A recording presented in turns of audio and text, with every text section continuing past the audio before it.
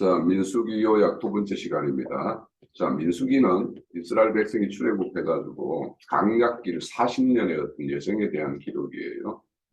또 이 민수기를 통해서 우리가 하나님에 대해서 알 수 있는 것은 이스라엘 백성과 늘 함께 하시는 하나님, 그들 가운데 임재하여 계시는 하나님을 알 수가 있고, 또 자비하신 하나님은 그들이 하나님의 인도에 따라서 이렇게 행할 때 불평 불만을 하고 무슨 사건들도 수많은 사건들이 일어나는데 그때마다 그 중재자 이스라엘의 인도자로 세운 모세의 어떤 중보기도를 통해서 그런 어떤 하나님의 어떤 진도를 이렇게 돌이키는 어떤 이런 것들도 볼 수가 있고, 그렇지만 그들이 어떤 배역이 하나님의 진노를 이렇게 살 때 그런 그 계시가 많이 있어도 그들이 이렇게 쳐죽임을 당하는 사건, 이런 사건들이 많이 있어. 그것은 뭐냐? 하나님이 그 불신과 죄인과 함께 할 수 없는 거룩하신 하나님이기 때문에 그런 어떤 심판도 행하신다는 걸 우리가 알 수가 있고, 또 이스라엘 백성들이 이렇게 가나안 땅으로 이렇게 행진할 때 진영의 배치가 이제 이렇게 보게 될 거야. 그런 배치, 행진, 대열 이런 것들에 대한 말씀이 기록되어 있고, 또 레위 지파인 모세와 아론이 이제 레위 지파이고, 또 아론 같은 경우에는 대제사장 지파이기 때문에 그들이 이렇게 맡는 일이 어떤 것인가 이런 거에 대한 또 기록이 되어 있고, 특히 민수기 6장에는 나시린에 대한 규례가 있어. 그래서 나시린은 어떤 것인가 한번 살펴볼 수 있겠고, 그리고는 최종적으로는 이제 약속의 땅과 이스라엘 백성들이 하나님 앞에서 어떻게 행해야 되는가 이런 거에 대한 기록이라고 볼 수 있죠. 자, 두 번째는 이제 40년에 대한 걸 보면 우리가 이제 민수기라고 이야기하는 것은 두 번의 인구조사 때문에 이제 이렇게 민수기라고 이야기했다고 그랬지.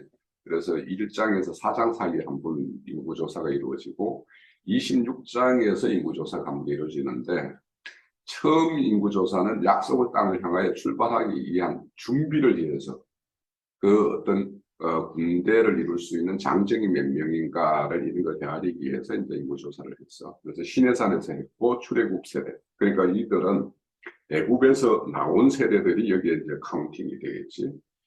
그런데 이제 그들이 가데스 바네아에서 이렇게 하나님을 불신함으로 인해 가지고 38년을 이렇게 더 이렇게 강약기를 행하게 됨으로 인해 가지고 그 38년 동안 애굽에서 출애굽해서 20대 이상이었던 사람들은 다 죽임을 당해. 그러고는 이제 그 38년 동안 새롭게 태어난 세대들이 있을 거 아니에요, 그지? 그 세대들에 의해서 이제 가나안 땅을 진입을 하게 되거든. 그래서 약 40년 후에 약속의 땅 들어가기 전 그 느보산 이렇게 모압 평지라는데 여기에서 이제 실질적으로 인구 조사가 이루어져. 이때는 이제 신세대겠지. 예, 그렇게 인구 조사가 이루어지고, 히브리어 명칭으로는 강야에서라는 말이 이 민수기의 본 뜻은 여기가 맞아. 인구 조사가 핵심은 아니고 강약길을 이렇게 여정을 다 그리고 있기 때문에, 그래서 히브리어 배 미드바르라는 말이 강야라는 뜻이야. 그 배 하면은 뭐뭐 안에서라는 뜻이거든. 그러니까 강야 안에서 이런 뜻이지. 그래서 시내산에서 모압 평지까지 40년 동안의 어떤 기록이다, 민수기가. 자, 임재하신 하나님은 늘 이렇게 어떤 형식으로 이렇게 이루어지냐면, 이제 성막을 우리가 지난주에 우리가 봤지, 그지? 성막 안에 이제 이렇게 임재해 계시는데, 그것을 이제 이스라엘 백성들이 성막 안에는 제사장들만 들어갈 수 있잖아. 그런데 성막 밖에 있는 모든 백성들이 볼 수 있는 것은 어떻게 보이냐면 기둥, 불기둥과 구름기둥으로 이제 이렇게 함께 하는 것을 알 수가 있었어. 그래서 그 구름기둥과 불기둥을 보면서 이스라엘 백성들 하나님이 우리와 함께 하시는구나 이렇게 생각을 했고, 이 불기둥이 기둥이 이렇게 구름기둥이나 불기둥이 이렇게 옮겨가면 그러면 이스라엘 백성들도 옮겨가고, 이 구름기둥이 멈추면 거기에서 이제 진을 치고 다시 이렇게 머물고 이런 것이 이제 반복되어 있지. 그리고 이제 자비하신 하나님은 이제 그들이 이스라엘 백성이 애굽에 나온 것도 하나님의 자비에 의해서 이루어진 거고, 제사장과 레위인들이 성막에서 하나님을 섬기게 하는 것들도 죄인임에도 불구하고 그들을 섬김을 받을 수 있는 것도 하나님의 자비하심이고, 또 이스라엘 백성이 이제 그 섣불리 나오면 거룩하신 분이니까 죄인이 앞에 나오면 이렇게 쳐 죽임을 당하거든. 그래서 그들을 나오지 못하게끔 특별한 제사장과 레위 지파들을 이렇게 세운 것도 하나님의 어떤 인자하심이고, 또 이렇게 여러 번 그 하나님의 어떤 진노를 살 일이 있을 때 모세의 중보기도를 통해서 그들의 어떤 심판을 철회하시는 것도 하나님의 어떤 자비하심입니다. 그리고 끝내 이제 하나님이 이제 약속을 했지. 아브라함에게 약속했고, 이삭에게 약속을 했고, 또 야곱에게 한 약속들을 신실하게 이렇게 지키시는 것도 이제 하나님의 자비하십니다. 그렇지만 이제 애굽에 나온 20세 이상의 사람들이 불신으로 약속 땅에 들어가지 못하는 것, 이것들도 실질적으로 그러면 그의 자녀들까지도 이제 불신의 어떤 대상이 될 수 있는데, 그들을 대신해서 이렇게 하시는 것도 자비하심이라고 볼 수 있고, 이제 하나님의 거룩하심은 이렇게 하나님의 인자하심에도 불구하고 불신에 대해서는 엄격한 심판을 하셔. 그러니까 하나님의 심판은 하나님의 거룩성에 의해서 나온다고. 죄인과 함께 할 수 없다라는 거. 이러한 심판은 모두 하나님의 거룩하심 때문에 오게 되는데, 모세가 율법을 받았을 때 이스라엘 백성들이 거기 이제 출애굽 갈 때 보면은 하나님의 어떤 계시는 산, 모리아산, 시내산 꼭대기에는 이렇게 백성들이 올라갈 수가 없었지. 구름으로 이렇게 덮여 있었고, 그렇게 하는 것들도 이제 죄인에 대해서 구별되는 것. 하나님의 거룩함은 죄인을 직접 보면 반드시 죽기 때문입니다. 성막은 제사장과 레위인들이 이렇게 둘러친 것, 이런 것들도 구별되는 거지.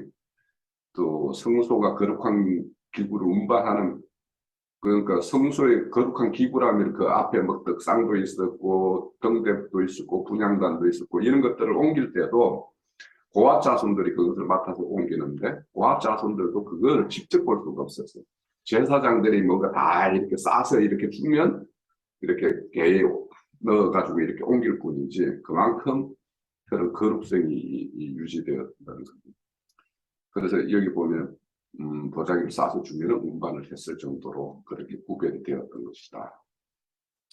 자, 이렇게 이제 진영은 이렇게 짜져 있어. 성막을 중심으로 짜져 있는데, 여기 보면 이제 이게 성막에 이렇게 여기가 성막이고, 성막 주위에 머라리, 모세, 아론, 고핫, 게르손, 이게 다 레위 지파야.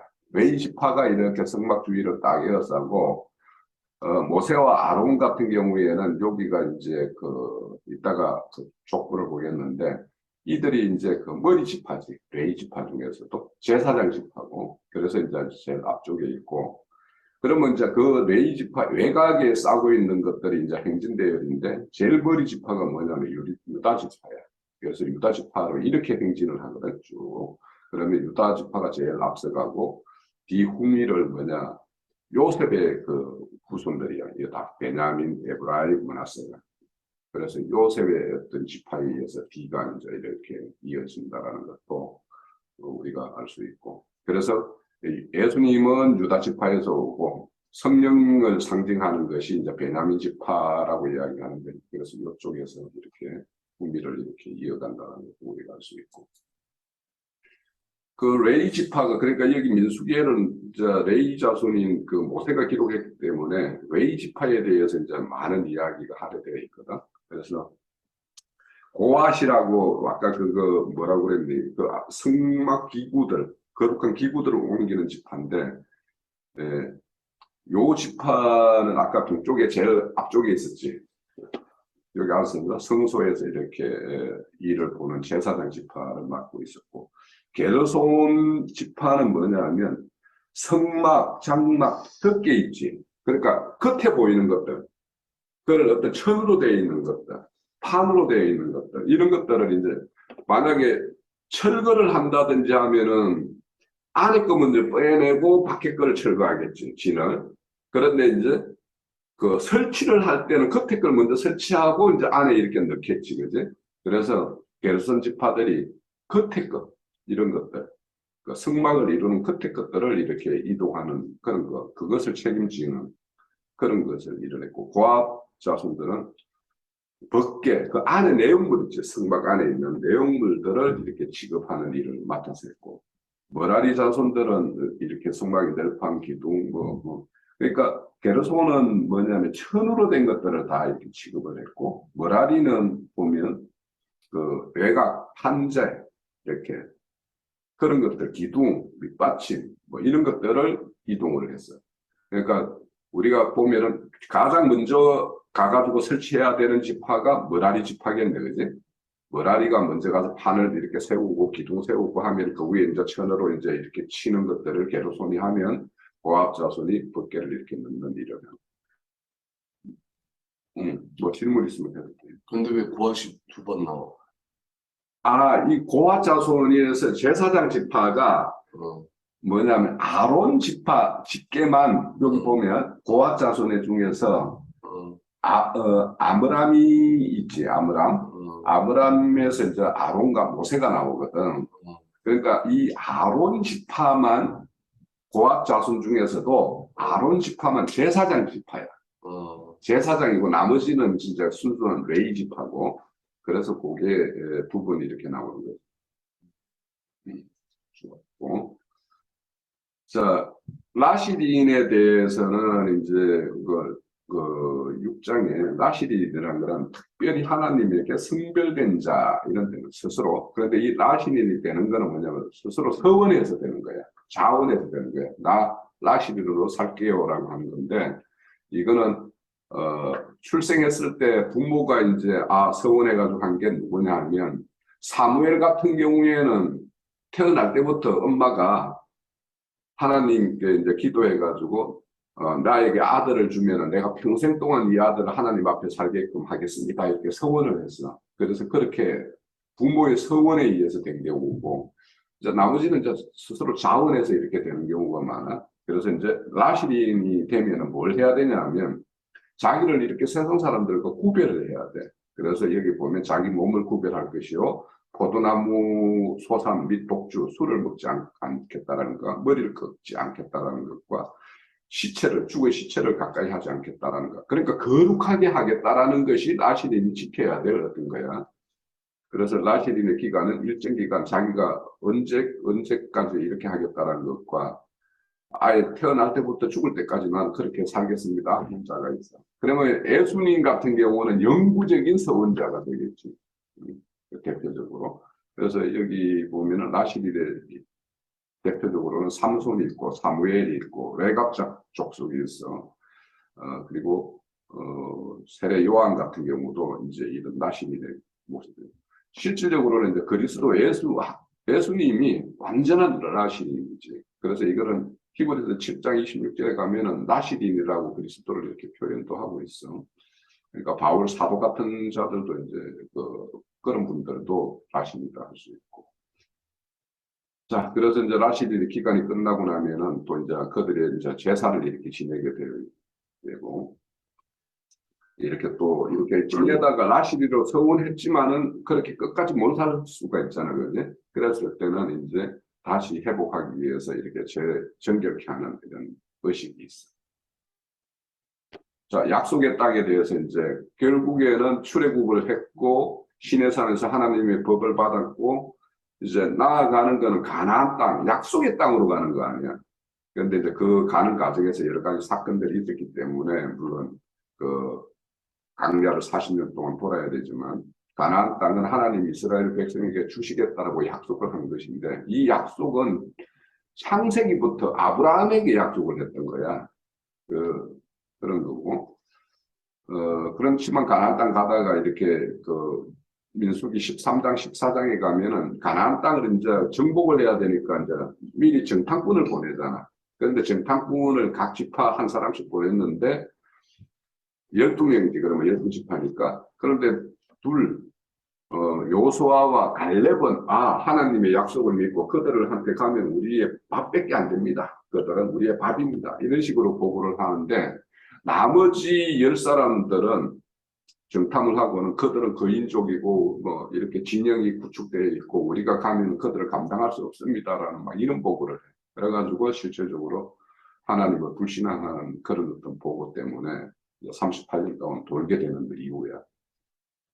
만약에 이제 가나안 땅에 들어가게 되면 그 땅은 하나님의 약속의 땅이고 거룩한 땅으로 이렇게 땅이 되어야 되기 때문에 그 길을 이렇게 가나안 족속들이 불법으로 점유하고 있었거든. 그러면 그들이 믿는 신, 산당과 무상을 몰아내고 그 땅에서 하나님을 경배받아야 되는 어떤 땅인데 이 일을 못했기 때문에 이스라엘이 또 심판을 받아. 그게 이제 바벨론으로 다시 포로로 잡혀가는 어떤 이런 일이 있고. 그런데 이제 가나안 땅을 적각 꿀이 흐르는 땅이라고 흔히 말을 해거지. 그러면 왜 적각 꿀이 흐르느냐? 하나님과 함께 하시기 때문에 적각 꿀이 흐릅니다. 자, 가나안 땅은 하나님이 이스라엘 백성의 영원히 주시겠다고 약속한 땅이고 이 약속은 결국에는 이스라엘 백성들이 모든 것을 잃었지만 하나님에 의해 모든 것이 회복되는 어떤 것이 실제 이루어지는 것이 왜냐면 가나안 땅이라는 것 그 자체를 이스라엘 민족이 스스로 그것을 정복할 수는 없어 능력이. 그런데 이제 그렇게 정복하고 그 땅을 이렇게 쟁취할 수 있는 것은 시면이라는 제도에 대해서 아마 우리 혜진이나 혜림이가 잘 이해가 안 될 텐데 이스라엘에게는 이렇게 자기 땅을 다 분배받아 살다 보면은 내가 재산을 다 잃어버릴 수도 있잖아.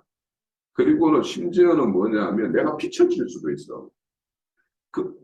그랬을 때 희년이라는 거는 뭐냐면 50년마다 모든 것을 은상으로 회복시키는 그런 율법 제도가 있어.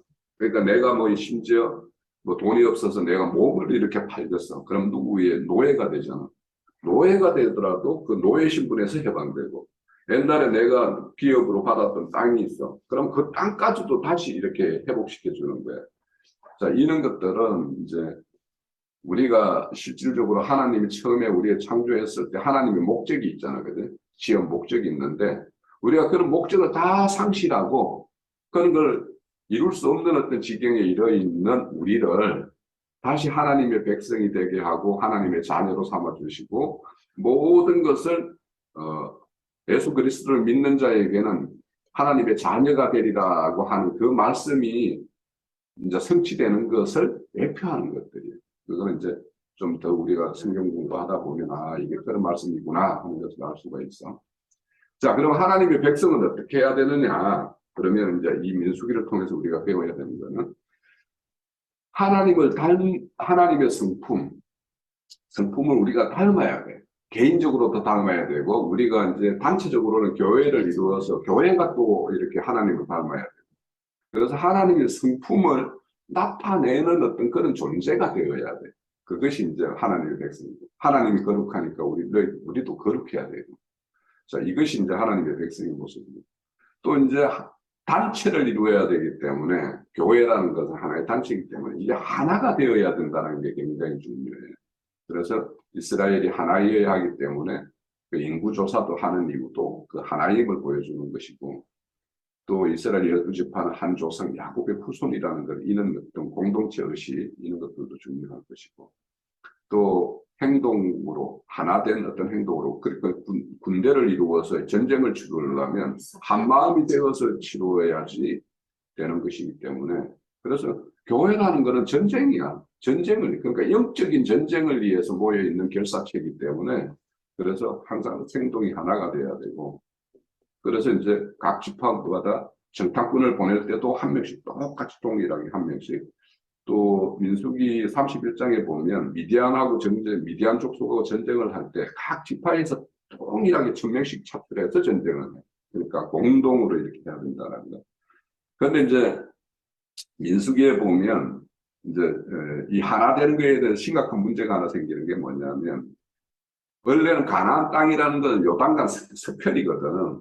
근데 동편의 땅을 미리 이제 모세에 의해서 이제 정복된 땅이 있어.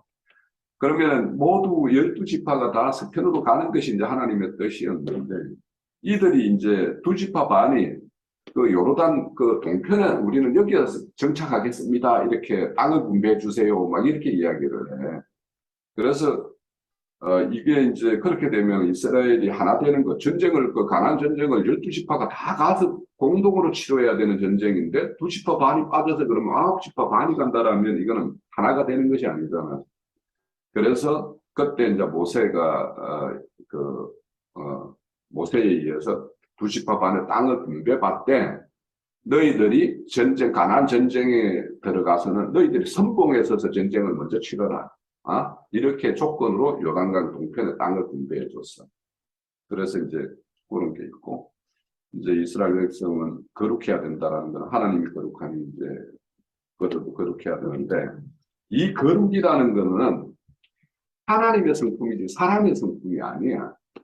그러면 그 상징으로 뭐냐면 우리가 출애굽기에서 너가 이제 이 간유라는 거 그냥 뭐 새겨 들었는지 모르겠지만 간유라는 게 있어.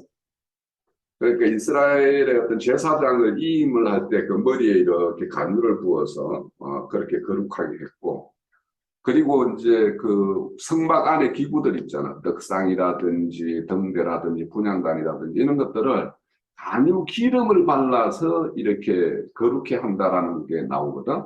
그러니까 결국에는 이스라엘 백성들이 거룩해지는 것은 간유이신 하나님의 영이거든. 육신으로는 죽었다가 다시 사신 하나님의 영이 간유거든. 그러니까 간유를 발음으로 인해서 거룩해지는 거거든. 그러니까 우리가 거룩한 거는 그분과 그 영과 함께함으로 거룩해지는 것이지 우리 스스로가 하나님과 상관없이 거룩해지는 것은 아니다 이런 거예요. 그러면 우리가 거룩하기 위해서는 끝까지 하나님의 그 영을 영접해서 그분과 함께 늘 함께하는 그 자체가 거룩한 것이다. 성경에서 거룩한 거는 그렇게 뭐 이해를 가지면 좋겠어. 자, 요 정도로 하고. 잘 다루어지지 않은 책으로 알려져 있습니다. 왜냐하면 민수기 자체가 실패의 책이죠. 실패의 책이고, 그리고 하나님께 원투 스트레이트 펀치 계속 맞으면서 광야를 길을 가는 책이기 때문에, 그리고 치리의 책이고 징계의 책이기 때문에 보통 일반 교회에서는 잘 다루지 않습니다. 그리고 신학과 교수님 중에서도 민수기를 전공한다든지 뭐 로마서나 이런 책들은 많이 이걸 이제 주제로 해서 논문도 쓰고 하는데, 민수기는 잘 다루지 않는다고, 거의 전문가가 한국에도 거의 없다고 들었습니다. 그리고 만약에 목사님이 민수기를 주제로 오늘 설교한다 하면 이제 야단맞을 각오를 하고 들어야 되는 겁니다. 그 정도로 민수기가 조금 쉽지 않은 책이고요. 그리고 또 듣기에도 좀 힘들고, 우리 교회는 다르죠. 우리 교회는 뭐 훈련이 생활화되어 있는 교회이기 때문에 그렇게 좀 그렇습니다. 그러나 우리 변화를 지금 갈구하고 있는 이 우리들, 그리고 또 한국 교회에는 반드시 필요한 책이 민수기가 아닌가 싶습니다. 그래서 오늘 이 민수기를 책을 통해서 어렵지만은 좀 하나씩 또 풀어나가면 또 놀라운 또 금강맥을 발견하는 날이 될 줄을 믿고 선포합니다. 혹시 오늘 또 여기 먼저 양해를 구하고 싶은 게, 민숙 자매님이나 민숙 집사님 계시면 자기 이름 계속 부른다고 짜증내지 마시고요. 책 이름이기 때문에 좀 이해를 좀 미리 양해를 좀 구하고 시작하도록 하겠습니다. 자, 먼저 민숙이 시작하도록 하겠습니다. 민숙 씨 죄송합니다. 자, 민수기는 책 제목부터가 예사롭지 않습니다. 일단 모든 책을 볼 때에 제목을 여러분들이 주목하셔야 됩니다. 일단 제목 자체에서부터 우리가 백성 민자의 숫자, 백성의 수를 센다라는 책 제목입니다. 그리고 영어 이름도 뭐라고 되어 있습니까? Numbers라고 되어 있습니다. 숫자입니다. 그래서 이 민수기를 읽을 때는 숫자를 절대로 이렇게 간과해서는 안 됩니다. 숫자에 모든 메시지가 들어있고 숫자에 의미가 있습니다. 그래서 수학 싫어하시는 분들은 상당히 곤혹스러운 시간이 될 것 같은데요. 우리 초등학교 때 소풍이나 이렇게 소풍 갈 때 제일 처음에 하는 게 뭡니까? 안전번호 하나, 둘 이렇게 5열 정도로 해서 안전번호를 시키지 않습니까? 그리고 다시 일어나, 다시 시험부터 시작, 다시 안전번호 이렇게 해서 하는 이유가 뭡니까? 인원을 체크하려고 하는 거잖아요. 인원수를 이렇게 세기 위해서 안전번호를 시키거든요. 그리고 출발할 때도 하고 또 언제 하죠? 도착하고 나서 애 하나 잊어버렸는지 싶어가지고 또 한 번 체크를 하지 않습니까? 똑같은 거거든요. 지금 이 민수기가 시작 출발할 때도 인원수를 체크하고 도착할 때도 인원수를 체크하거든요. 이 그 인원의 그 사람 수에 하나님의 어떤 놀라운 메시지들이 담겨 있습니다. 그래서 이 숫자에 대해서 여러분들이 먼저 생각을 좀 하셔야 됩니다. 제목이 왜 민수기인지, 왜 넘버스인지 거기에 비밀이 숨어져 있습니다. 자, 보시면 두 번의 인구조사를 합니다. 민수기가 1장과 26장에 두 번의 인구조사를 합니다. 첫 번째 인구조사를 할 때는 출애굽 1세대가 장소가 어디입니까? 시내산에서 체크를 하죠. 60만 3,550명입니다. 아라비아 숫자로 써야 됩니다. 성경에는 우리 개역 개정에는 전부 한글로 되어 있습니다. 우리 은행에 가면 위에 1,000만 원 이렇게 한글로 쓰고 밑에는 또 이게 숫자로 쓰지 않습니까? 그래서 그 쓸 때마다 1,000만 원 써야 되는지 1,000만 원 써야 될지 상당히 고민되는데 그런 것처럼 요 60만 3,550명이 여기 체크가 됐다는 것들을 보시고요. 그 다음에 이 40년이 경과됐습니다. 그리고 두 번째 2차 인구조사는 출애굽 2세대입니다. 장소가 어디입니까? 모압 평지입니다. 지도를 한번 볼까요?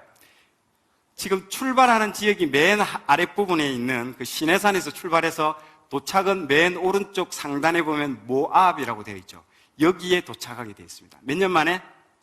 40년 만에 도착하게 됩니다. 그리고 그 숫자가 60만 1,730명입니다. 자, 증감한 숫자가 보니까 마이너스 1,820명입니다. 자, 이 숫자가 중요하다고 했죠. 자, 여러분들 신앙에 있어서 중요한 게 뭐라고 했습니까? 해석이라고 했습니다. 사건보다도, 일어난 사건보다도 이 사건을 어떻게 해석하느냐가 상당히 중요하거든요. 자, 마이너스 1,820명입니다. 여기서 여러분들은 어떻게 해석하시겠습니까? 1번. 인구 70명에서 시작했지 않습니까? 맞죠? 출애굽하기 직전에. 우리 창세기에 인구 70명에서 시작됐는데 나중에 인구가 몇 명? 60만 3천 명으로 이렇게 급격하게 증가된 이 놀라운 이스라엘의 번식력. 그리고 그 번식력으로 인해서 이렇게 왔는데 인구가 1,820명이 줄어들었다? 이 대재앙입니다. 첫 번째 해석. 두 번째 해석은 아니다. 이 광야라는 데가 어디입니까? 사람이 들어가면 살아나올 수가 없는 데입니다. 뱀도 많고요. 그리고 다 결국에는 어려운 환경 때문에 많이 죽습니다. 대부분 다 홍해 건너가지고 사람들이 그 광야를 들어갈 때 사람들이, 외부 사람들이 봤을 때는 저 곧 다 죽겠구나, 다 죽겠구나, 그렇게 생각했을 겁니다. 그렇기 때문에 이 마이너스 1,820명, 거진 60만 명입니다. 둘 다. 그러면 이거는 하나님의 놀라운 은혜다. 어떻게 이렇게까지 인구를 줄이지 않고 하나님이 이렇게 유지를 할 수 있느냐? 자, 1번 해석이 맞을까요? 2번 해석이 맞을까요? 네. 자, 여러분 긍정적이십니다. 네. 하나님께서는 1번, 2번 둘 다 맞다고 이렇게 해석하시는 게 맞습니다. 자, 광야 1세대, 출애굽 1세대들은 결국에는 불순종으로 인해서 다 죽습니다. 그러나 하나님은 다 죽지 않고 결국에는 다음 세대를 준비시켜서 결국에는 그 다음 세대가 60만 1,730명이 되지 않습니까? 그 세대를 준비해서 똑같이 만들어 주신 겁니다. 그래서 결코 하나님이 그것을 인구를 줄이지 않고 그대로 유지했다라는 그 자체만 가지고요. 하나님의 놀라운 은혜입니다. 그래서 민수기가요, 숫자가 중요하다는 겁니다. 하나님이 어떻게 그 많은 인원, 생각을 해보십시오. 그 60만 명이 간다라는 건요, 장정만 60만 명이지, 아이들하고 다치면 150만 명, 200만 명입니다. 그 사람들이 소변, 대변, 볼일 보는 문제부터 해서 식수 문제, 그리고 애 둘, 셋, 을치고 소, 양 데리고 이삿짐 다 보따리 싸고 그 40년간을 그렇게 갔다고 생각해 보십시오. 상상을 초월합니다. 그런데 죽지 않고 그 인원이 그대로 이렇게 갔다? 이 하나님의 엄청난 은혜입니다. 그러지 않고서는 이렇게 할 수가 없습니다. 그게 이 숫자에서 하나님이 말해주고자 하는 메시지인 것입니다. 그렇기 때문에 숫자는 곧 메시지입니다. 어마어마하게 중요한 메시지라고 볼 수 있습니다. 우리 칫솔 보면 2080 뭐 칫솔 있잖아요. 20세 치약을 뭐 80세까지 뭐 이렇게 한다. 그 숫자만 보면 이게 무슨 의미인지 아는 것처럼 이 민수기는 이 숫자를 통해서 캐치를 하셔야 됩니다. 그래서 첫 번째 의미가 민수기라는 거고요. 두 번째는 민수기 광야에서 죽은 사람들입니다. 아까 얘기했죠. 60만 3,550명인데 장정, 20세 이상 장정만 그렇고요. 여자, 아이, 노인 치면 150만에서 추산 잡고 200만 명 정도가 출발하는 겁니다. 그 여정입니다. 자, 그래서 40년간 생활했거든요. 1세대가 다 죽었습니다. 즉 150만 명이 다 죽었다는 겁니다. 그러면 360일에서 40년을 곱하면 14,400일이죠. 그 14,400일을 150만 명으로 나누면 100명입니다. 즉 하루에 100명씩 죽어나갔다는 겁니다. 평균 잡아. 그렇기 때문에 나중에 보면 그 민수기 1장에서 이렇게 적혀져 있지 않습니까? 애굽에 매장지가 없어서 여기까지 와가지고 우리를 죽이고 여기서 다 죽일까 하느냐고 계속 원망하잖아요. 그게 이 얘기거든요. 매일 죽어나가는 겁니다. 실제로 100명씩 죽어나갔습니다. 그걸 내 옆에 있는 친구, 친척들 죽어나간다고 생각해 보십시오. 불평 안 하겠습니까?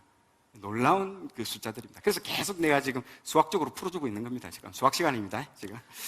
그리고 그뿐만 아니라 이 각 지파별로의 인구 정감수를 봐야 됩니다. 다 숫자가 뭐 570 이렇게 한글로 적혀져 있어요. 그리고 감이 안 와요. 민수기를 읽으면 이게 무슨 통감이 안 옵니다. 그래서 세번역이라 보면 다 숫자로 되어 있습니다. 파가 와닿습니다. 그리고 숫자를 여러분들 입맛에 딱 맞게끔 제가 이렇게 엑셀로 해서 그래프까지 그래서 딱 먹기 좋게끔 갖다 줬지 않습니까, 지금?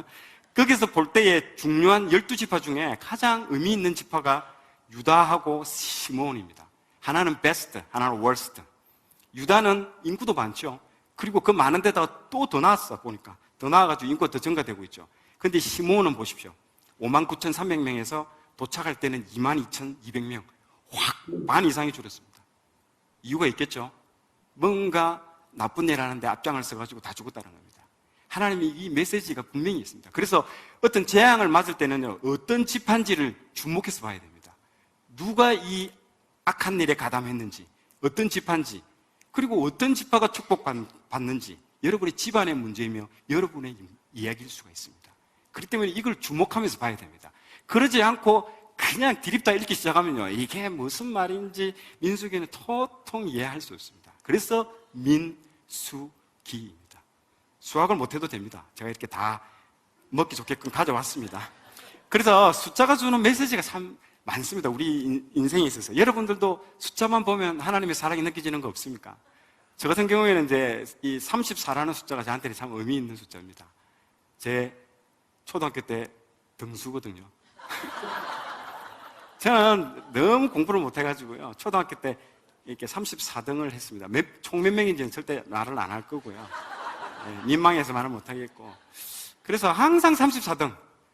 이게 뭐 한 20등까지는 앞치락 뒷치락 하잖아요. 근데 그 30등 이후부터는요, 남의 나와바리를 잘 이렇게 침범 안 합니다. 항상 그 성적. 그리고 1학년 때 6학년 때까지 거의 이 성적이었습니다.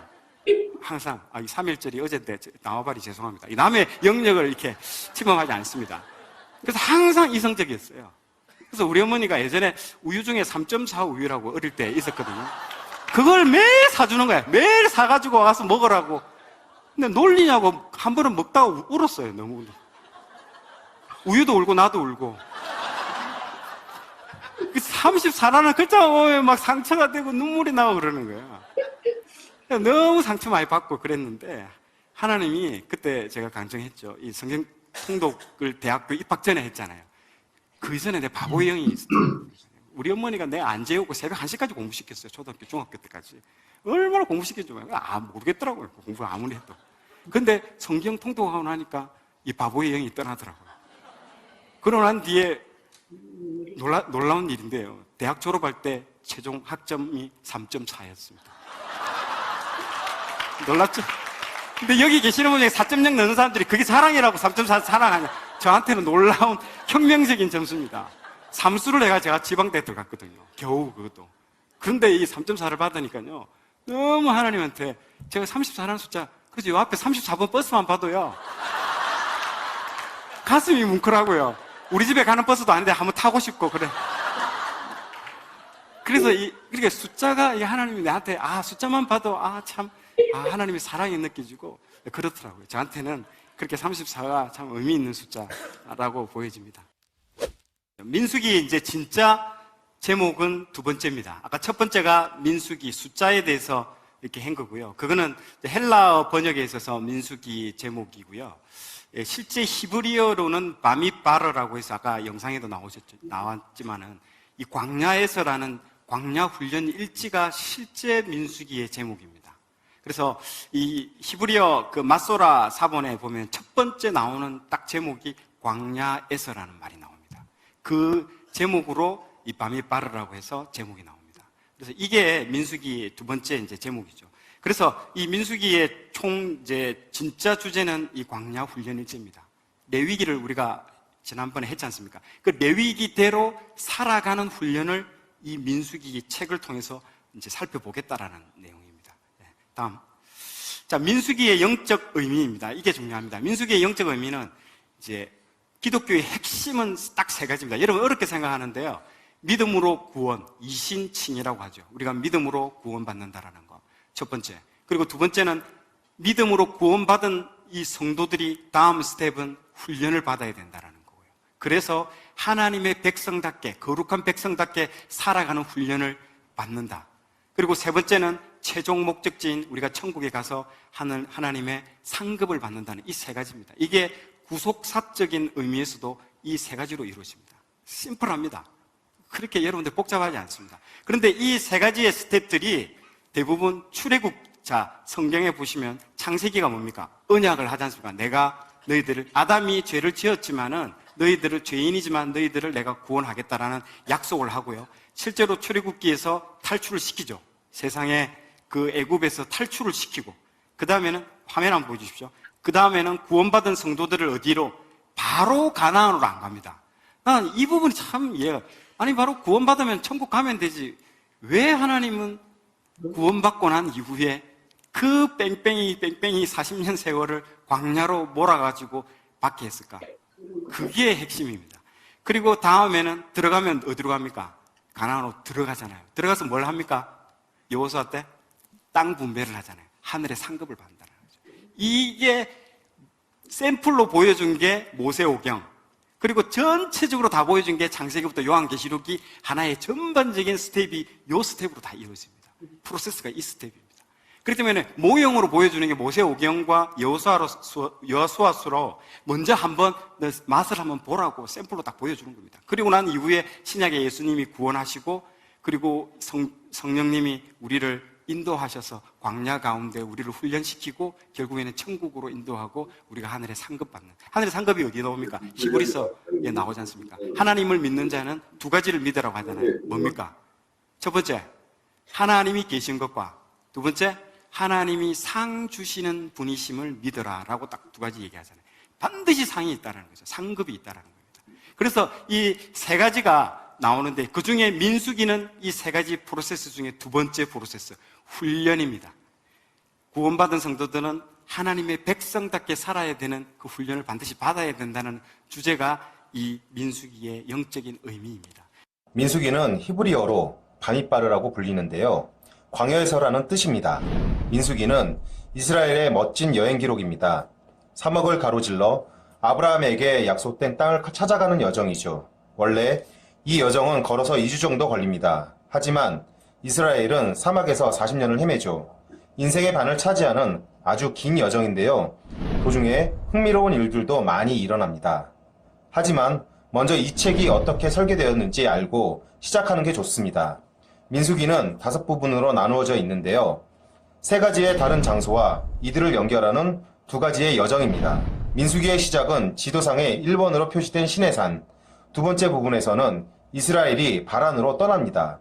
바란 광야에서는 아주 많은 일이 일어나죠. 네 번째 부분은 바란에서 모압까지의 여정입니다. 민수기의 마지막 부분은 모압 광야에서 일어나는 일을 다룹니다. 이스라엘은 이곳에서 요단강을 건너면 약속의 땅에 도착하게 됩니다. 이 5부분을 이으면 매혹적인 영화 한 편이 완성됩니다. 시작은 완벽하지만 험난한 여정은 이스라엘의 구원으로 끝이 납니다. 하나님의 은혜 덕분이죠. 그래서 민수기는 이 훈련, 디스플린이라는 훈련이 주제입니다. 그래서 제가 오늘 강의의 모든 전체 주제는 이 훈련으로 시작해서 훈련으로 끝마칩니다. 우리 교회도 가장 강조하는 게 이 훈련이잖아요. 이게서 훈련입니다. 자, 생각해 보십시오. 출애굽을 했습니다. 출애굽을 하고 난 뒤에 홍해가 갈라졌습니다. 그리고 홍해를 건넜습니다. 그 이후에 무슨 일이 일어났습니까? 홍해가 닫혔습니다. 홍해가 닫혔다는 게 중요합니다. 다쳤다라는 말은 무슨 말입니까? 못 돌아갑니다. 이제는 이 몸은, 육신은 다시 애굽으로 못 돌아갑니다. 그런데 돌아가는 게 있죠. 뭐가 돌아갑니까? 우리의 마음이 돌아가는 거예요. 이놈의 마음. 나도 어쩌지 못하는 이 마음. 이 마음은 어쩌지는 못하는, 이 마음은 강을 건너고 담을 건너고 내가 가지 못하는 곳까지 다 가는 거야. 이게 문제인 거예요, 이게. 너무 안타까운 거예요, 이게. 그래서 나는 하나님이, 오늘 밤에, 보통 우리 밤에 보통 뭐 기도하다가 이제 뭐 이렇게 수련회나 가면 구원 받잖아요. 구원 받으면 그냥 이렇게 우리가 한 바퀴 싹 돌면 뭐 세일러문 하면 이렇게 막 싹 사람이 확 바뀌는 것처럼 있잖아요. 한 바퀴 돌면 그런 것처럼 구원을 싹 받고 나면 우리의 인격도 싹 바뀌어가지고 착한 사람이 돼가지고 그다음부터는 아멘 하면 뭐 이렇게 좀 이렇게 뭐든지 다 풀리고 너무 거룩한 사람이 되어 있으면 좋겠는데 그날 밤은 뭔가 거룩한 사람이 되어 있는 것처럼 느껴져. 근데 한 3, 4일 지나면 천박한 인격이 그대로 나타나죠. 근데 옛날하고 다 달라진 게 뭡니까? 예전에는 그래, 내 이거다 이러는데 지금은 안타깝잖아요. 이 내 천박한 인격이 싫은 거야. 구원받았기 때문에. 여기서 오는 충돌이 일어나는 거예요. 그때부터 하나님은 뭘 합니까? 훈련시키잖아요. 나를 다루어 가시잖아요. 어디로 데려갑니까? 끄집어서 광야로 데려가시지 않습니까? 이게 영적인 의미라는 거죠. 그래서 훈련을 시키는 겁니다. 이놈의 마음 때문에. 그래서 나중에 보십시오. 원망한다든지 탐심을 가진다. 다 어디서 나오는 겁니까? 마음이야, 마음. 하나님은 근데 외모를 보신다고 했습니까? 뭐 본다고 했습니까? 마음을 보시고 중심을 본다고. 계속 그러는 거예요, 계속. 그러면 결과적으로 이 훈련은 무슨 훈련입니까, 결국에는? 마음 훈련인 거예요. 여러분, 뭐 삽질하라는 거 아니잖아요, 지금. 결국에는 내 마음이네. 여기에 앉아있어도 마음이 정월 대보름 부스로 달 쪽에 가 있는 사람도 있을 거고, 별별 사람 다 있을 거예요. 지금 마음은 앉아있는데, 교회에 훈련받는다고 앉아있는데, 마음은 스스로 돈 더 벌어야 되는데, 별별 생각 다 하잖아요. 마음은 헐헐 벌써 그 홍해를 넘어가지고 가고 있습니다. 이게 지금 우리가 다뤄야 될 이 민수기 주제고, 우리의 핸디캡이고, 우리가 굉장히 고민하고 있는 부분인 거죠. 그래서 이 문제를 어떻게 우리가 극복할 것인가가 이 책의 주제라고 보여질 것 같습니다. 그래서 결국에는 우리가 엑소더스를 했습니다. 엑소더스를 하고 난 이후에는 결과적으로 우리는 어디를 향해 가야 됩니까? 가나안을 향해 가야 됩니다. 아이도스의 삶을 가야 됩니다. 엑소더스가 일어났으면, 탈출을 했으면 그 길이 어디입니까? 가나안의 길, 십자가의 길. 내가 십자가 지고 애 안고 소 끌고 그 길로 십자가 지고 결국에는 그 광야길을 걸어 간 사람만 통과하고, 결국에는 원망하고 불평한 사람들은 헤벨이라고 하거든요. 히브리어로. 헤벨이 뭔지 압니까? 숨입니다. 지금 내가 지금 어디 갔습니까? 사라졌잖아요. 다 한 줌의 죄로 그 출애굽한 1세대는 다 사라졌습니다. 그런데 2세대는 들어갔습니다. 하나님께서 그 거지와 왕자 얘기 아시죠? 그래서 우리가 어떻게 보면 이 거지처럼 지내던, 세상에서 참 거지와 같이 지내던 사람을 하나님께서 우리가 구원해 주셨지 않습니까? 구원해서 진짜 천국으로, 저 하나님의 왕국으로 데려갔는데, 이제는 거기 가면 이제 왕자다운 삶을 살아야 될 거잖아요. 근데 거기 가서도 여전히 거지 같은 삶을 살면 안 되잖아요. 거기 갔는데 너 뭐 먹고 있니? 하는데 몰래 훔쳐먹다가 먹었어요. 이런 식으로 막 한다든지, 진짜 그렇게 하면 얼마나 가슴이 아픕니까? 그래서 이 땅에 있는 동안 훈련받게 하는 거죠. 그리고 어떤 훈련? 사람들을 보내서 우리의 인격을 훈련시키잖아요. 우리의 영은 순간적으로 바로 구원받잖아요. 순간적으로 구원받는데 우리의 구원을 이루어 간다는 거, 우리의 인격이거든요. 인격은 계속 따듬어져서 예수 그리스도의 인격이까지 이를 때까지 계속 이 땅에서 우리가 훈련받으면서 이렇게 만들어가는 겁니다. 근데 올라가서 생각해보세요. 천국 갔는데 다 훌륭한 인격을 다 가지고 있는데 천박한 인격, 영혼은 구원받았어. 구원받았는데 갔는데 인격이 천박하면요, 거기서 영혼이 살아야 되잖아요. 그 예수 그리스도 앞에 갔는데, 예수님 앞에 주님 앞에 갔는데 부끄러워서 도저히 앞에 나올 수가 없는 거예요. 그래서 훈련 받을 수 있는 기간은 언제밖에 없습니까? 지금밖에 없습니다. 지금 이 땅 우리가 죽기 직전에. 그래서 이상한 사람 보내고 나가 인격이 너무 천박하니까 그런 사람 계속 보내서 나를 다듬잖아요. 그래서 바닥을 치게 해서 인격이 다듬어지게 만들잖아요. 그게 하나님이 우리를 통해서 훈련을 통해서 주는 메시지입니다. 첫 번째 보시면 이 시내 광야에서 출발을 합니다. 출발을 하고요. 그 다음에 두 번째 가데스 바냐, 아까 모압 평지입니다. 자, 우리가 읽어야 된 민수기 1장부터 10장까지가 이 시내산에서 이루어지는 일입니다. 자, 출발하기 직전에 준비 운동, 그리고 이삿짐 싸고 하는 것들이 1장부터 10장까지 이 시내산에서 다 이루어집니다. 그리고 여정이 11장부터 12장이 움직이는 단계가 이 여정이고요. 세 번째는 가데스 바냐에서 38년간 머뭅니다. 여러분, 놀라지 마십시오. 38년간 머무는데요. 장수 보세요.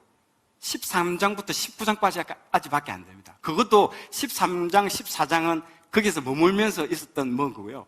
실제로 3장밖에 안 됩니다. 3장, 4장. 근데 우리가 생각해보세요. 우리는 역사를 기록할 때 어때요? 38년이면, 40년에서 38년이면 90% 이상을 차지하잖아요. 그러면 우리는 이게 몇 장이냐면요.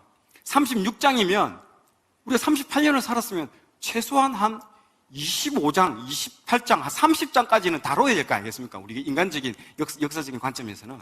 근데 성경은 그렇게 다루지 않습니다. 성경은 딱 꼴랑 3장을 다룹니다. 38년의 역사를.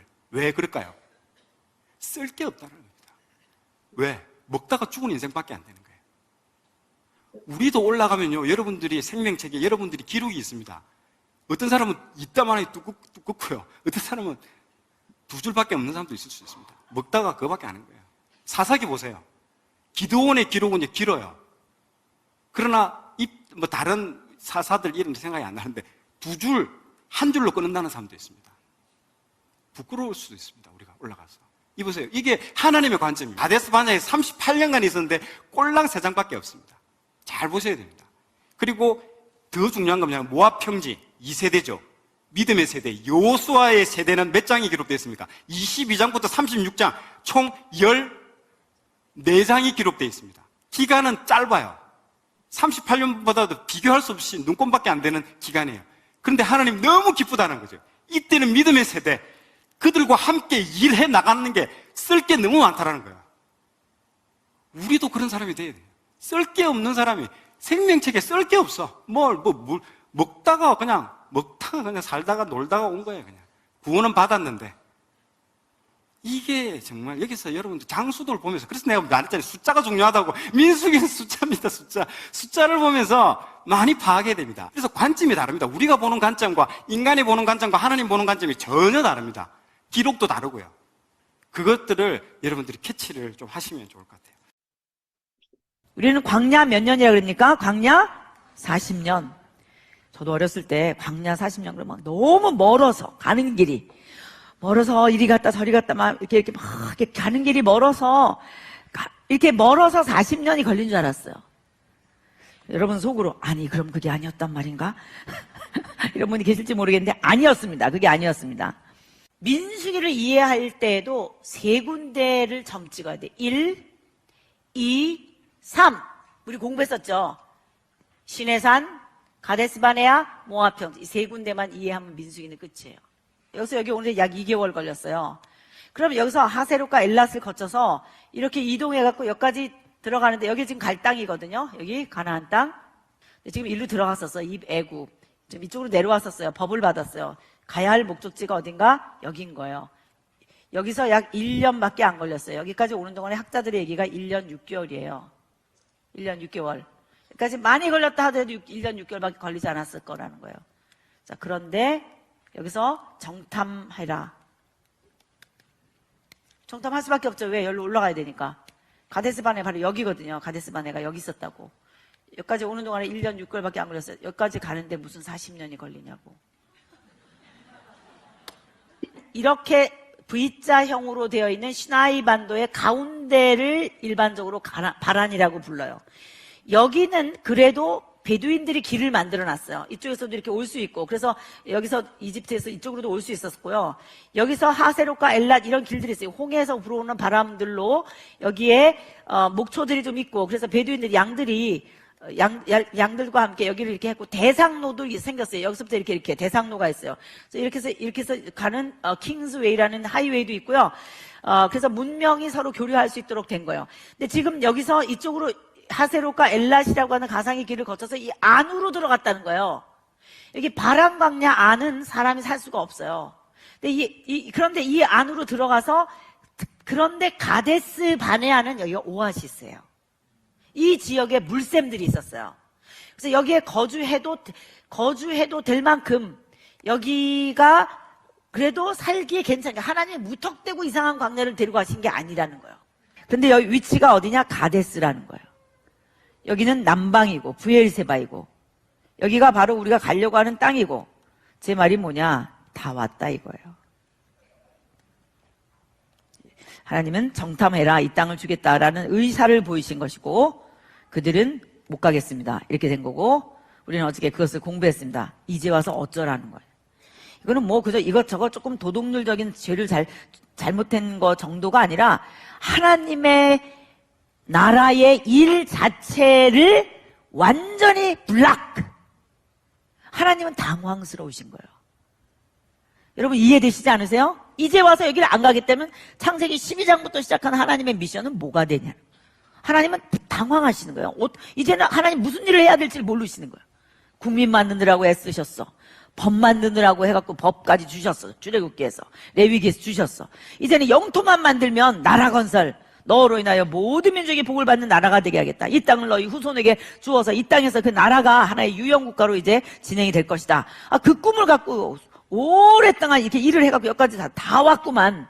이제 와서 여기서 first generation, 광야 1세대가 못 가겠습니다. 그러면 하나님은 항복. 더 이상 어떻게 나도 할 수 없다. 그래서 그 꿈이 없는 백성들이 먹고 마시고 시집가고 장가가고 그저 일상의 생활을 할 뿐, 그저 살 뿐, 하나님의 나라가 뭔지, 하나님은 어떤 생각을 하고 계신지, 하나님의 비전은 어떤 것인지, 과거의 자기 민족이 왜 여기 있게 된 것인지, 그 꿈은 어떤 것인지, 민족 자체가 하나님의 미션이었는데 이제 와서 이렇게 하면 하나님은 설 자리가 없어지셨다 이 말이에요. 그래서 하나님은 광야 1세대를 여기서 그냥 38년 동안 어떻게 하라 그랬다고요? 자, 여기서 그러니까는 이렇게 이 안에서 이렇게 사는 거예요. 이것저것 여기서 그냥 사는 거예요. 그래서 제가 뭐라 그래요? 그냥 먹다 죽다. 광야 1세는 출애굽해가지고 6월절 다 지나고 홍해를 이 육지처럼 건너서 하나님의 놀라운 이적을 많이 경험한 세대인데 하나님의 미션과 프로젝트가 뭔지 그 소위 성경 전체를 흐르고 있는 하나님의 나라 관점에서 자기들의 인생을 조인트 시키지 못한 거예요.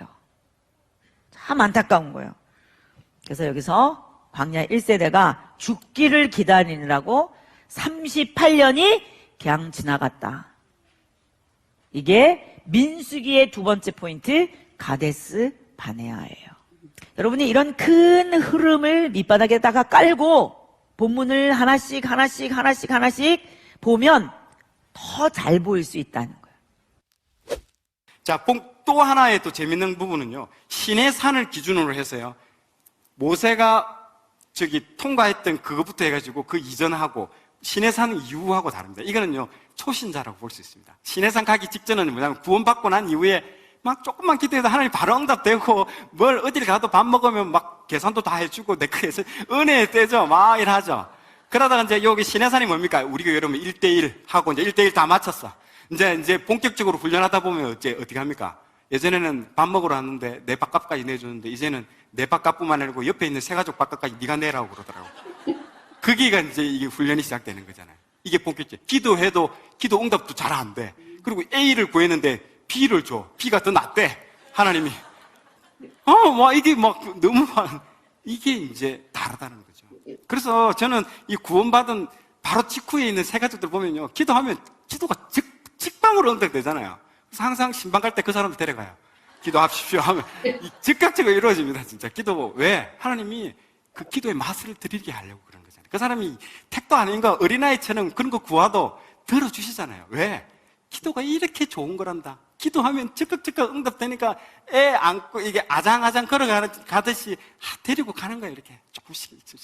그러니까 가르치는 거잖아요. 그게 시내산 이전이에요. 그러나 시내산에서 레위기를 받고 50일간 교육받고 1년 동안 거기서 훈련받고 지금부터 출발할 때는 완전히 하나님 다릅니다. 그때는. 그게 훈련이 다른 거죠. 아시겠, 느낌이 오시죠? 우리 교회에 와가지고 여러분들 1년 이전과 그 1년 이후의 삶을 보십시오. 그리고 리더들이 내 대하는 걸 보십시오. 그게 하나님이 대하는 거예요. 그래서 이 교회에서 이렇게 하는 거예요. 이게 민수기에서 그걸 보여주는 겁니다. 잘 보시면요. 그런 것들을 알 수 있습니다. 자, 이제 본격적으로 본당으로 들어가겠습니다. 1장은 제가 말씀드렸죠. 1장은 민수기, 사람 숫자를 세웠습니다. 2장은 뭐가 나오면 진편성이 나옵니다. 2장에 지금 이 그림을 보시면 가운데 뭐가 있습니까? 성막이 있죠. 성막 앞에 모세와 아론의 진영이 있고요. 그 다음에 여기 이제 진영별로 12지파들이 있겠습니다. 동쪽으로는 맨 오른쪽이 선봉대대입니다. 맨 오른쪽이 선봉입니다. 출발할 때도, 행전할 때도 맨 앞에 씁니다. 유다지파가 맨 앞에. 그리고 이쪽으로, 북쪽으로 붙은 단 지파, 저쪽은 에브라임, 루벤 지파가 선봉으로 서서 진행을 합니다. 이게, 그러니까 2장을 읽어보면요, 무슨 소리인지 모를 거예요, 아마. 근데 이 사진을 보고요, 사진을 보고 그대로 옮겨 적었다고 생각하면 됩니다. 사진 하나로 끝나는 겁니다, 2장은 그냥. 보시면 됩니다.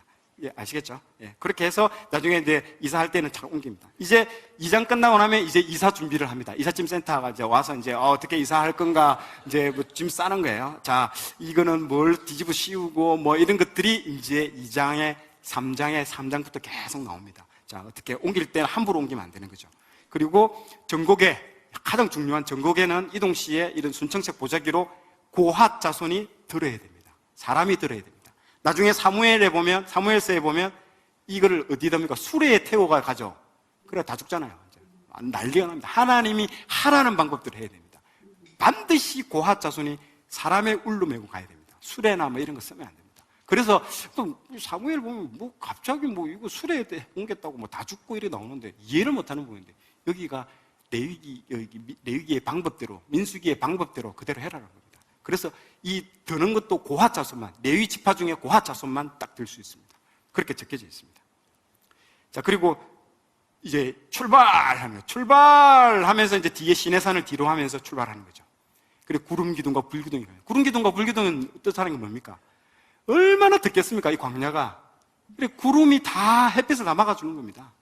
그리고 불은요, 밤에도 가야 되니까 횃불 역할을 하는 거죠. 밤에 불을 밟히고, 밤에 영하 20도, 30도까지 갑니다. 광야는요. 얼어 죽습니다, 전부 다. 열을 유지시키는 거예요. 체온을 유지시켜주는 거예요. 그 불이, 이 광야에. 그러니까 불기둥과, 구름기둥과 불기둥이라는 거예요. 그게 의미가 있는 겁니다. 다 하나님께서 그걸 통해서 이제 움직이기 시작하는 겁니다. 자, 여기서 정결 훈련 2가지가 나옵니다. 민수기 5장에 보면요. 출발하기 전에 반드시 하나님이 훈련법을 알려주시고 시작합니다. 자, 여기서 속건제가 나옵니다. 속건제는요, 사람과의 관계이기 때문에 이 공동체, 특히 출발하면 행진하잖아요. 그러면 소와 양이 사람 숫자보다 더 많아요. 얼마나 소와 양이 많겠습니까? 가다 보면 네 손지 내 손지 구분 안 되고 내 거다 싸우고 때리고 막 난리 나는 거예요, 진짜. 그러면 거기서 공동체 간의 모든 게 다 깨집니다. 관계 깨지고. 그래서 다른 5가지의 제사 중에 속건제를 여기서 언급을 합니다. 딱 요거 하나만 나옵니다. 속건제. 5가지 제사 중에, 번제 중에. 속건제가 나오고요. 요걸 중요합니다. 속건제는요, 반드시 여러분들이 중요하게 생각하셔야 됩니다. 이렇게 원금의 20%를 배상한다고 얘기했죠. 보상하고 배상. 지난 시간에 다 뭐 못 들었을 거예요. 아마 그게 그 소 잡는 거, 양 잡는 것 때문에. 그래서 지난주에 그 강의했던 그 번제는 하나님과의 관계, 수직적인 관계입니다. 하나님과 우리와의 관계를 회복시키는 그게 이 번제입니다. 이 지금 우리가 배우려는 속건제는 뭐냐면요, 수평적인 관계, 이웃 뜻입니다. 이게 십계명이잖아요. 하나님 사랑, 이웃 사랑. 이게 십계명의 하나의 요소인데 그 중에 오늘 배우는 게 속건제는 이웃과의 관계를 회복시켜 줍니다. 그래서 구약의 제사는 다 폐지됐는데 뭐 필요 있냐 이러는데, 그러나 이 구약의 제사는 폐지됐지만 이 제사의 의미와 정신은 반드시 여러분들 구현되어야 됩니다. 그래서 여러분들한테 이 속건제입니다. 자, 이게 뭐냐면요, 여러분들 하나님께 내가 제사 안 받았다고 그것만 오케이 땡큐 하는 경우 많아요. 근데 생각해보세요. 내가 누구한테 돈을 떼었어. 어떤 사람이, 믿지 않는 사람이 떼었는데 이 사람이 교회 가가지고 하나님께 은혜 받았다 해가지고 하나님이 내 죄 모든 죄를 용서해 주셨어. 돈을 안 갖고 계속 그렇게 해봐요. 그 사람은 얼마나 미워 보이겠습니까? 그 사람은 용서가 안 돼요. 내가 용서 안 되는데 자기는 하나님한테 용서받았다고 기쁘게 뭐 이래 하는 거예요. 그게 지금 속건제 얘기하는 겁니다. 속건제. 어떤 목사님의 그 속건제 부분들을 발췌해가지고 제가 한번 이 부분을 한번 읽어드리도록 하겠습니다. 지금 한국 교회에 반드시 필요한 메시지입니다. 들어보십시오. 속건제와 관련된 어느 목사님의 강의 일부분을 발췌해 읽어드리겠습니다. 속건제 강의를 한 다음 날이었습니다. 한 성도님이 저에게 찾아와 고민을 털어놓았습니다. 등록한 지 얼마 안 된 성도님의 사연은 이랬습니다. 당신이 살던 어느 동네에서 교회 생활을 잘하고 있었습니다. 사업이 안 되어서 여러 사람에게 돈을 빌렸고 사업이 어려워져 어쩔 수 없이 돈을 떼어먹고 그 동네에서 야반도주하듯 도망 나오게 되었습니다. 집을 옮기다 보니 현재 우리 교회 근처로 오게 되었습니다. 돈을 떼인 사람은 아무도 모르고 자기 혼자 새로운 교회로 와서 은혜롭게 생활했는데 어제 속건제를 배우고 나니 신앙 양심에 찔려서 밤새 잠을 자지 못했습니다. 그런데 문제는 보상은 하고 싶은데 제가 재정적인 능력이 없습니다. 목사님, 어떻게 하면 좋을까요? 하고 고민을 털어놓았습니다. 제가 그분께 이렇게 말씀드렸습니다. 그래도 찾아가십시오. 하나님께서는 물질적 손해를 끼친 사람에게 반드시 찾아가라는 것은 돈 자체가 중요한 것이 아니라 하나님께서는 사람과의 관계를 중시하기 때문입니다. 남의 돈을 떼어먹고 사람과의 관계마저도 끊어진다면 그것은 잘못된 것입니다.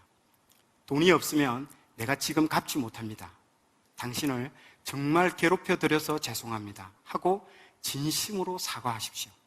그러면 돈은 못 갚을지라도 적어도 사람과의 관계는 회복될 것입니다. 그랬더니 그분이 다시 이렇게 말했습니다. 목사님, 그분들 중에는 정말 난폭하고 거친 사람들이 많습니다. 제가 만약 돈을 안 들고 맨입으로 가서 그런 말 하면 가만두지 않습니다. 제가 그분께 또 이렇게 말씀드렸습니다. 집사님, 하나님께서 우리에게 이런 명령을 하신 것은 우리가 곤란한 지경 가운데 내버려 두시고 우리를 골리시기 위함이 아닙니다. 내가 하나님의 믿음으로 그 사람에게 잘못한 것을 사과할 때 성령님께서 책임져 주실 것임을 약속하기 위함입니다. 하나님을 믿는 믿음으로 가십시오. 정말 무릎 꿇고 용서를 구하십시오. 그 중에 성질 급하신 분이 뺨을 때리면 맞으십시오. 구타를 하면 당하십시오.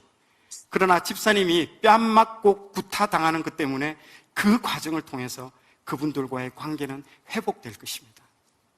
이분이 제 말을 들으시고 정말 주님에 대한 믿음으로 옛날 살던 동네로 찾아갔습니다. 속건제를 드리기 위해서 간 겁니다. 돈은 없죠. 무릎을 꿇고 그 사람들에게 빌었습니다. 다음 날 일부러 찾아와서 하신 말씀이 이랬습니다. 목사님, 저 다녀왔습니다. 그런데 그 중에서 제 뺨을 때린 사람도 없고요. 전부 다 제 손을 잡고 제기 잘하라고 격려해 주셨습니다.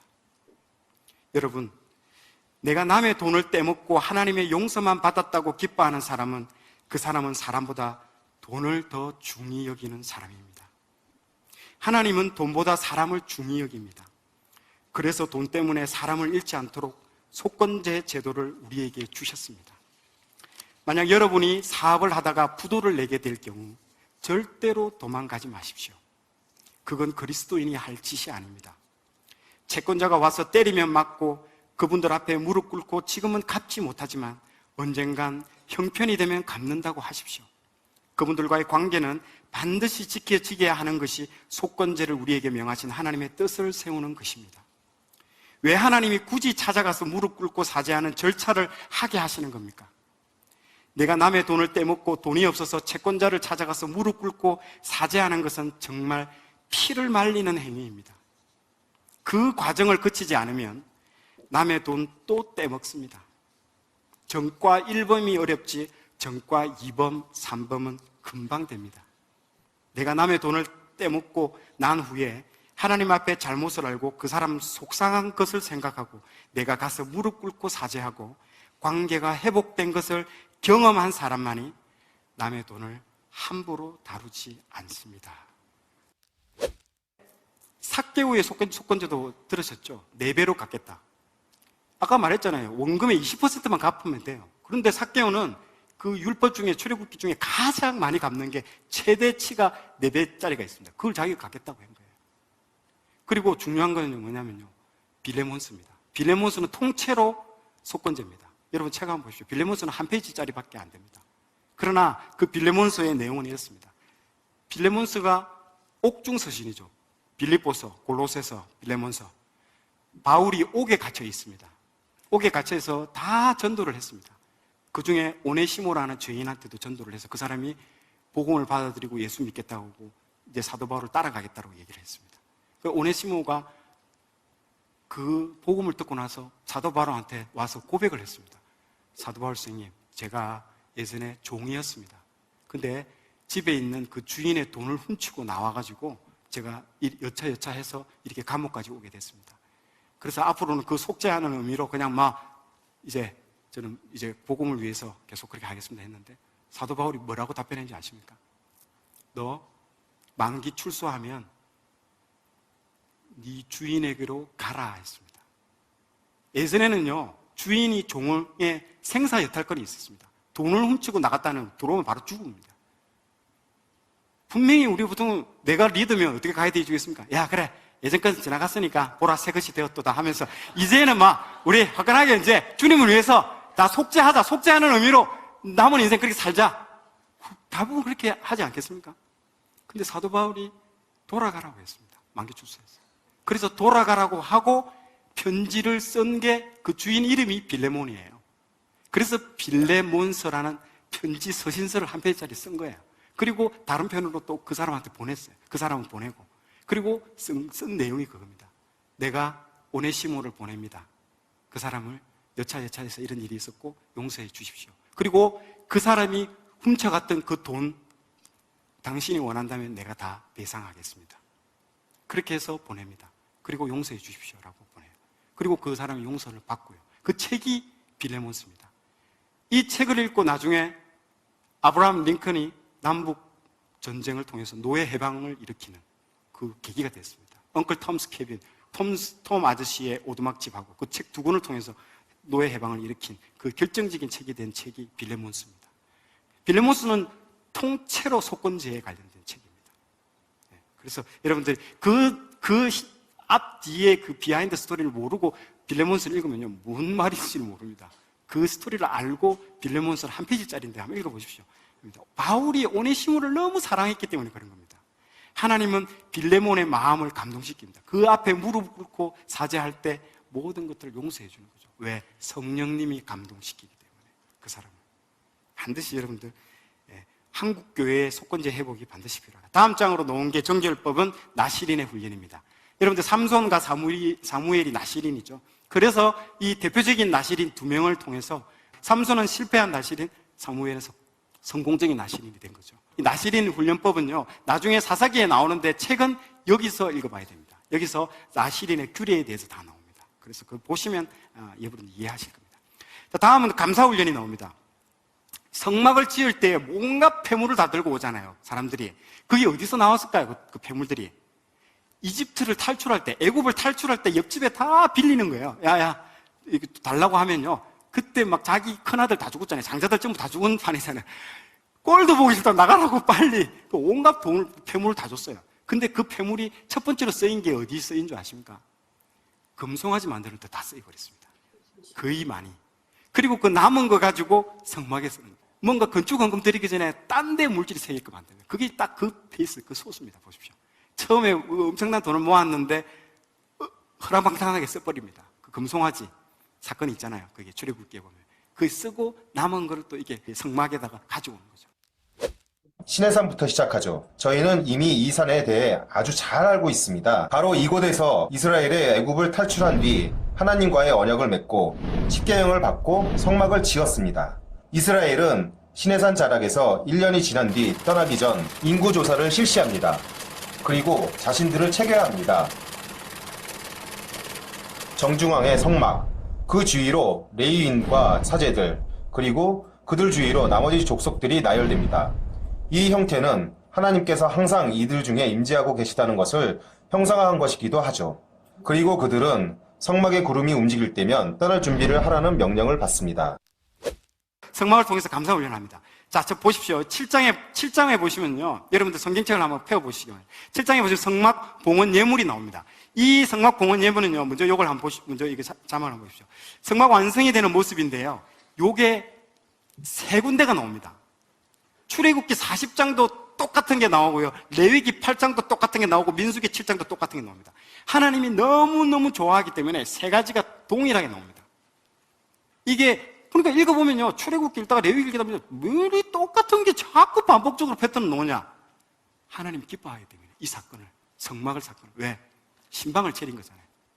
예수님이 말 구에 내려온 거랑 마찬가지인 거예요. 지금 이 너무너무 좋아요. 연대적으로 같은 시기입니다. 그래서 반복해서 하나님 기술을 합니다. 자, 7장 12절 한번 펴보십시오. 첫째 날에 이렇게 나오죠. 그리고 둘째 날에 18절 보십시오. 7장 18절에 둘째 날에 나오죠. 그리고 24절에 셋째 날에 나오는데요. 첫째 날에 하고 사람 이름 그 뒤에 하고 글자가 똑같은지 안 똑같은지 보십시오. 똑같은 반복 패턴입니다. 글자가 토시 하나 안 틀리고 똑같이 나옵니다. 같은 내용을 12지파의 내용을 똑같은 말로 똑같이 쓰고 있습니다. 종이 어떻게 보면 종이 낭비입니다. 이거 12지파에 똑같이 예물을 드렸다는 내용인데요. 그래서 읽다가 지치는 거예요. 이게 뭐 하는 건지 모르는 거예요. 통독하다 보면 지금 뭐 하자는 겁니까? 그러면 이렇게 해야죠. 보통 12지파 이름을 쫙 써. 그리고 그 뒤에 땡땡땡 같이 하였더라 쓰면 갈무리가 되잖아요. 딱 심플하게 딱 끝나잖아요. 아니면 이하동문 딱 이렇게 쓰면 얼마나 효율적이고 왜 그렇게 하지 않았을까요? 이거 읽다가 나도 이거 좀 뭐 하자는 종이 그리고 몇 절까지인가 보십시오. 그 7장이 몇 절까지 있는가 보십시오. 89절까지 나옵니다. 89절. 아마 사상 최대 건데요. 이게 아마 더 있는지도 모르겠는데 지금 이거 뭐 하자는 특별한 내용도 아니야. 지금 옛날에 뭐 타자니 10원짜리 펜트리 뭐 이거 똑같은 거야. 계속 무한 반복하는 거예요. 지금 계속 지금 뭐 하자는 거예요. 지금. 그런데 하나님이 이렇게 쓰라고 한 거예요. 왜일까요? 하나님이 엄청나게 이게 중요하게 생각합니다. 한 지파별로 나와가지고 이제 이 건축이 완성됐다라고 해서 봉헌을 드리는 거예요. 그러니까 그 한 사람 한 사람이 하나님이 막 가슴이 벅찬 거예요. 이렇게 다 받아주는 거예요. 그리고 그거를 토시 하나 안 틀리지만 그대로 다 쓰게 하는 거예요. 완전히 인간이 생각하고 있는 사고방식과 하나님이 생각하는 사고방식은 완전히 다릅니다. 하늘과 땅 차이로 보입니다. 우리 같으면 그렇게 쓰겠죠. 아까 전에 12지파 이름 딱 쓰고 이하동문 딱 갈무리 딱 하고 그럼 회사에서 야 역시 너 써머니 영역이 최고다 이렇게 써머니 하지 말라고 한 거예요. 다 쓰라고. 하나님이 이걸 중요하게 보는 거예요. 그 지파의 한 명 한 명. 진짜 이게 완전히 다릅니다. 증거궤는 전방에 레위인이 나르고 그 뒤로는 유다인과 나머지 족속들이 따라옵니다. 이것은 하나님의 임재가 이스라엘을 인도한다는 것을 의미합니다. 활기찬 분위기에서 두 번째 부분이 시작됩니다. 이스라엘은 시내산을 떠나 바른 광야로 출발합니다. 하나님과 함께 모든 것이 순조롭게 진행되고 아주 좋은 것처럼 보이죠? 전혀 그렇지 않습니다. 이스라엘은 떠난 지 3일 만에 불평을 하기 시작합니다. 배도 고프고 목도 마른 상태에서 모세의 형과 누나조차 그를 욕하기 시작하죠. 온 백성 앞에서요. 시작부터 조짐이 좋지 않습니다. 이제 세 번째 부분, 바른 광야에 도착했습니다. 여기서 이스라엘은 12명의 정찰병을 약속의 땅으로 보냅니다. 그 중에 2명은 표정이 정말 맑죠. 하지만 나머지 10명은 두려움에 떨며 하나님에 대한 신뢰는 바닥을 친 지 오래되었습니다. 들어가는 날이 저희 제삿날입니다. 라고 말합니다. 그들은 반역을 일으켜 새로운 지도자를 선임하여 다시 애굽으로 돌아가기를 원합니다. 그들은 약속의 땅으로 들어가기 거절한 것입니다. 하나님은 그들의 선택을 존중해 그들에게 40년 동안의 떠돌이 생활을 선물하십니다. 지금 이 세대는 사막에서 모두 죽고 그들의 자손들만 후에 약속의 땅에 들어가죠. 이 이야기는 성경의 여러 필자에 의해 여러 번 언급됩니다. 하나님은 자신의 백성에게 충실하되 그들의 선택을 존중해 반역할 경우 인생을 망쳐버리는 능력이 있다는 것을 알려줍니다. 지금까지의 여정은 재앙에 가까웠습니다. 모압으로 떠나는 네 번째 부분에선 더욱 나빠지는데요. 심지어 모세조차도 하나님께 반항한 뒤 약속의 땅으로 들어갈 자격을 박탈당합니다. 이스라엘 백성이 또 한 번 반란을 일으키고 하나님은 독사를 보내 그들을 심판하십니다. 이 반란들이 더욱 악질인 이유는 하나님은 지금까지 이스라엘을 용서하시고 음식과 물과 메추라기와 만나까지 제공해 주셨기 때문입니다. 그렇지만 이 와중에도 이스라엘은 자신들이 차라리 애굽에서 죽는 것이 나았을 것이라 불평할 뿐입니다. 이스라엘은 모압 평야에 도착합니다. 모압 왕은 이 무리에 깜짝 놀라 무당 발람을 보내 이스라엘에게 저주를 퍼부으라고 명령합니다. 발람은 이 히브리 신에게 기도를 한번 해봐야겠군 이라 말합니다. 그는 3번에 거쳐 이스라엘을 저주하려 하나 그의 입에선 축복의 말만 나옵니다. 더군다나 그의 마지막 축복은 아주 놀라운데요. 그는 이스라엘 자손 중에 용맹한 왕이 탄생하여 그 왕이 아브라함을 통해 모든 족속들을 축복하고 하나님의 약속을 이어갈 것이라 예언합니다. 이스라엘은 자신들이 하나님께 반항하는 동안에도 하나님은 항상 그들을 보살피시고 축복하신다는 것을 전혀 인지하지 못합니다. 그렇게 민수기는 모압 평야에서 끝을 맺습니다. 이스라엘은 약속의 땅에 들어갈 모든 준비를 마쳤습니다. 다시 한번 인구조사를 한 뒤 모세를 포함한 이전 세대를 뒤로 한 채 떠납니다. 다음은 통일성 훈련입니다. 이 많은 200만 명이나 되는 사람을 어떻게 음향팀도 없잖아요. 거기는 스피커도 없어. 어떻게 얘기해? 나팔 2개로 다 끝내버립니다. 그래서 이 통일성 훈련이 있는 겁니다. 나팔 2개로 다 끝내버려요. 두 개의 나팔을 불면 온 회중 다 소집해라. 하나만 불면 천부장만 나와라. 크게 불면 싸우러 나간다. 지난주에 고린도전서 지금 우리 지금 큐티하고 있잖아요. 고린도전서 바울이 쓰신 서신서잖아요. 고린도전서 14장 8절에 이거 왜 만일 나팔이 분명하지 못한 소리를 내면 누가 전투를 준비하리요? 바울은요 구약을 꿰고 있는 사람입니다. 지금 이 딱 민수기 내용의 이 3번째 크게 나팔을 불 때를 딱 얘기하거든요. 그걸 비유를 들어서 쓴 거잖아요. 그래서 바울 서신서를 읽으면요 특히 로마서 같은 경우는 하박국의 거의 표본입니다. 하박국을 풀어놓은 책이에요. 그러니까 정통한 겁니다. 구약에 있어서 너무너무 이게 재밌습니다. 그래서 나팔을 통일성 훈련 도구로 떴습니다. 자, 본격적인 이제 광야 훈련으로 이제 들어갑니다.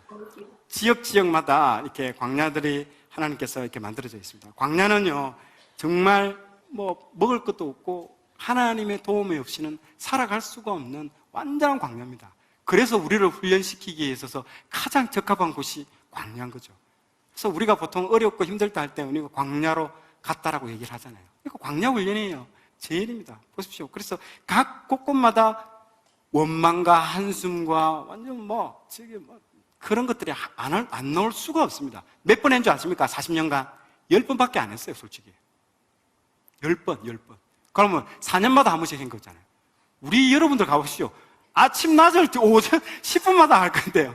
그래서 성지순례 가는 코스 중에 이런 것도 있어요. 이게 마라의 샘물 있죠. 마라라고 되어 있죠. 이게 마라의 샘물이 내려가지고 자 촬영합니다. 그럼 다 내리세요. 하면 전부 다 내려요. 촬영 딱 하다가 차가 출발해버려요. 그게 일부러 그 코스예요. 그게. 그렇게 해서 쫙 안 보이는 데까지 가면 30분 동안 걷는 거야. 기사 저거 만나면 죽인다고 내가 전부 다 그렇게 걷는 거야. 가면 얘기를 해주는 거야. 왜 이렇게 했냐고. 그게 다 이게 짜고 치는 예, 그렇게 하는 거야. 예, 다 코스예요. 왜? 그거 한번 걸어봐라는 거예요. 한 30분만 걸어봐라. 물 다 동납니다. 입에 완전 육두문자 나오고 난립니다. 그런데 이 백성은 몇 번? 10번밖에 안 했어요. 40년간. 그런 데들이 난리 난 겁니다. 오늘. 자, 이 정도 해서 오늘 그 절반 했으니까, 아이고. 엄청 길다. 2시간짜리야. 아이고. 아이고, 아빠는 진짜 이거 2시간짜리 다 듣고 싶은데. 우리하고 그런데 애들이 지겨워서 우리는 뭐 상관없어. 가순이 왔다 갔다 하고, 아이고.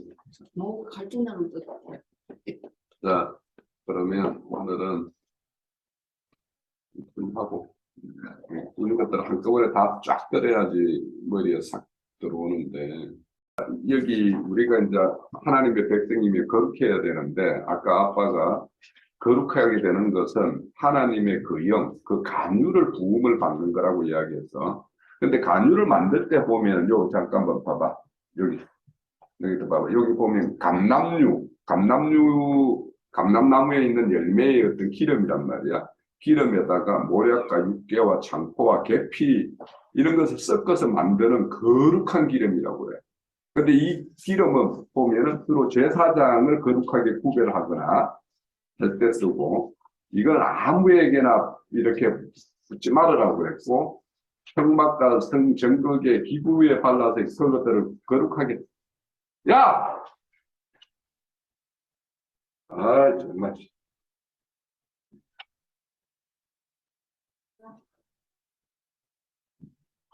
철부지야, 철부지. 다시 1분만 이야기할게요. 자, 여기 그 간유라는 거는 여기 감람류에다가 이런 어떤 그 향품들을 섞어서 이렇게 거룩한 기름으로 만드는데 이거는 뭐에 쓰냐면 제사장들을 이렇게 기름 부을 때 왜 성경에 기름 부은 자, 기름 부음 이런 말 많이 나오지. 어? 내가 하나님의 영을 부어주겠다. 하나님 그 영을 부어주겠다라는 거를 기름으로 이렇게 모형적으로 보여주는 거라고. 그러면 그 영이라는 거는 하나님의 영이잖아. 하나님의 영이 이게 감람류를 하나님의 영이라고 이야기하는데 이 감람류는 거룩해서 죄인에게 들어부으면 그냥 죄인이 죽어. 그런데 여기에다 보면은 몰약, 육개, 창포, 계피를 이렇게 섞는다라고 만든지. 그러니까 이거는 뭐냐면 예수님 속에 있는 그 영이 그대로 우리에게 노출되면은 우리는 다 죄인은 죽임을 당하는데 예수님의 그 몸에 의해서 가려져 있거든. 그 영은 그 속에 있잖아. 그런데 그 예수님 속에 있는 그 영이 우리 사람 속에 이렇게 오려고 하면 바로 오지를 못해. 왜냐?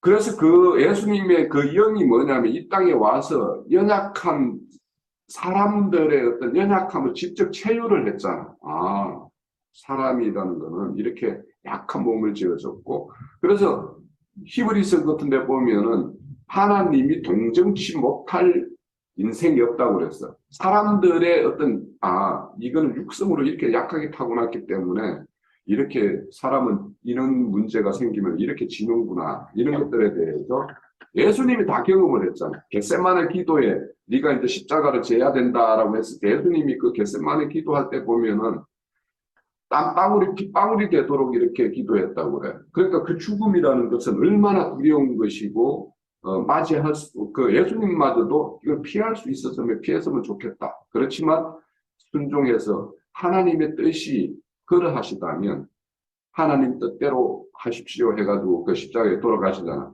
그런 것을 경험한 그 영, 그러니까 예수님 속에 있었던 그 영이 죽음을 한 번 경험을 했고 또 무덤에 장사되었고 다시 살아서 그 영이 우리에게 오신 그것을 뭐라고 하냐면 여기에서 말하는 간유를 그거 말한다고. 그래서 우리가 거룩해지는 거는 그 영, 이 땅에 육신으로 왔다가 죽었다가 다시 사신 우리 인생의 모든 것을 경험하신 그 영이 우리한테 왔을 때 우리는 그와 함께 했을 때 이렇게 거룩해진다라는 거야. 이게 복음의 핵심이야. 자, 이걸로 마칠게요.